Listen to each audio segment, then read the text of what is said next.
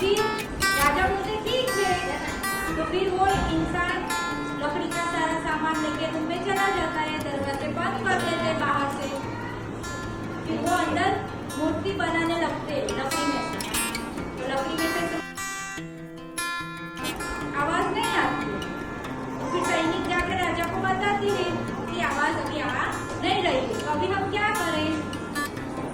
तो फिर राजा सोचते हैं क्यों आवाज नहीं आ रही होगी, वो बनाने वाले मूर्तिकार को कुछ हुआ होगा या मूर्ति बन गई होगी। फिर भी राजा बोलते ठीक है वेट करते हैं। राजा जाते हैं और दरवाजे ऐसे खोल देते हैं, अपन कहते हैं ना, तो पूरा प्रकाश से भर जाता है, क्योंकि भगवान में तो बहुत ज्यादा तेज होता है ना। तो मूर्तिकार था, वो तो खुद भगवान थे ना, भगवान मूर्तिकार बन के आए, तो फिर भगवान गायब हो जाते हैं और जो मूर्ति बनाया था ना, वो बना रहा था ना, वो वहीं पे रह जाता है।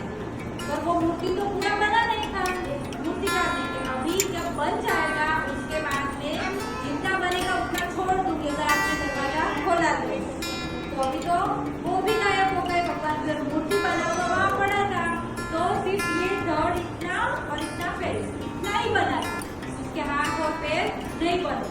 तो जगन्नाथ भगवान का आज भी मंदिर में मूर्ति नहीं आ रहा है, सिर्फ इतना। सारे भगवान के हाथ पैर वाली मूर्ति होती है ना, हाथ होते पैर होते फेस होता है, बॉडी होता है पूरा, है ना। पर जगन्नाथ भगवान का सिर्फ बॉडी और फेस इतना ही है ना। और जगन्नाथ है ना आषाढ़ी बीज जिसको हम बोलते हैं, उस दिन मैं मंदिर में से बाहर आके मेरे सारे भक्तों को दर्शन दूंगा। तो इस वजह से जो जगन्नाथ भगवान का रहते हैं मूर्ति जगन्नाथपुरी में घुमाया जाता है रथ में बिठा के, और वैसा ही एक मंदिर हमारे अहमदाबाद में है ना। तो वहाँ पे भी क्या होता है, वो जगन्नाथ भगवान को रथ में बिठा के पूरे अहमदाबाद में घुमाया जाता है ना। कल आपके घर के पास भी रथ आएगा, तो उसमें कौन बैठा होगा,